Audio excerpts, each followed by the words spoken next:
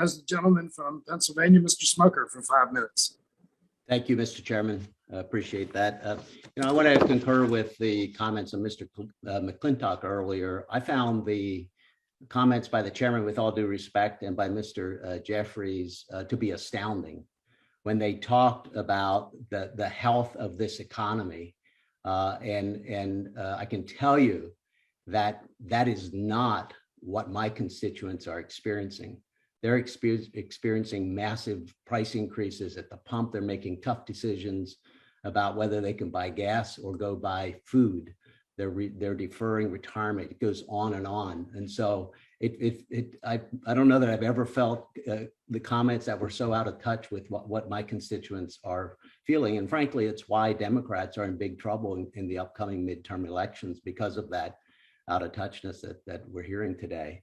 The other thing I want to say, Mr. Swagel, the argument that you sort of concurred with in regards to Ukraine causing the inflation, but then in the next sentence, you admitted that inflation was 7.2% or something like that before Ukraine started. So how can you tell us how you can reconcile those two statements? Yeah, no, okay, no, it's an important question. And so inflation was high before the invasion of Ukraine. So and it was not caused by Ukraine. No, inflation was high, especially elevated in the U.S. The Ukraine shock was a global shock, because now we've seen inflation around the world go up. But inflation here was not caused by Ukraine. Would you concur with that? Oh, absolutely. Inflation was high in the U.S. before Ukraine. It's gotten higher because of the effects of the invasion of Ukraine. Yes. Then one other thing you said. You talked about sort of the classic economic formula, and I'm not an economist, but you increase demand, you decrease supply, you're going to have inflation. That's what happened here. What are you talking about when you say increased demand? Increased demand, we think of that as spending by families, by households, by businesses, and by the trillions of dollars that was inserted into the economy by Democrat spending that increased demand and caused inflation, correct?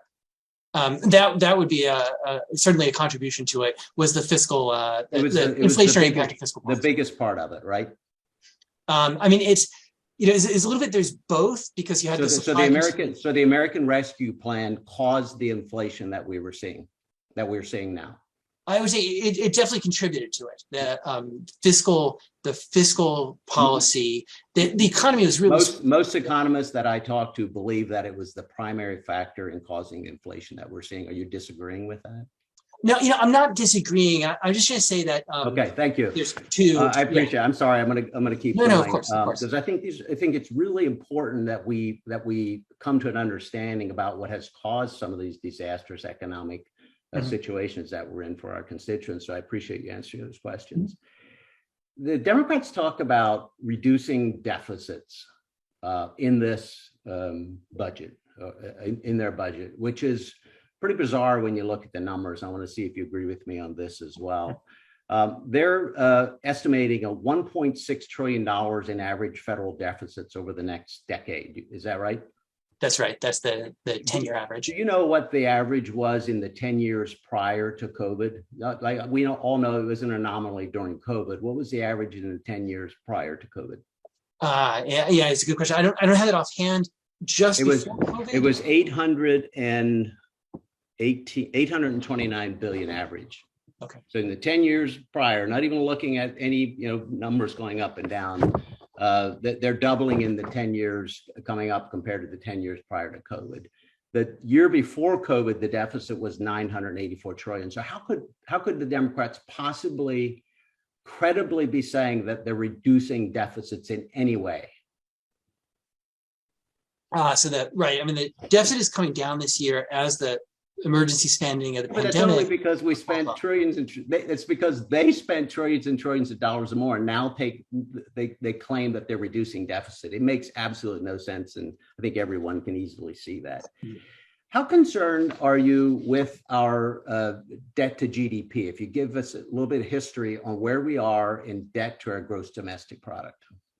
Right. So the debt to GDP ratio is just under 100% this year. How does that compare to historical average?